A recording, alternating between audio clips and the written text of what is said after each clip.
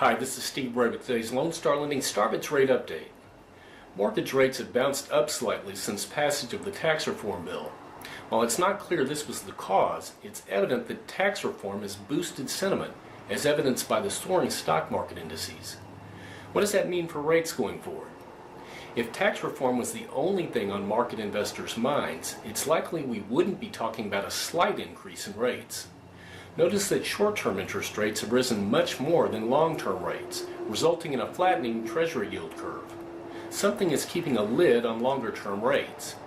I suspect that something is inflation, which continues to post numbers below the Federal Reserve's target of 2%. Markets watched several inflation measures, and all have been tame. The Fed's favored measure, the PCE, remained at 1.5% last month. Wage inflation, as reported in last week's jobs report, hit expectations at 2.5% after a downward revision to the previous month's number.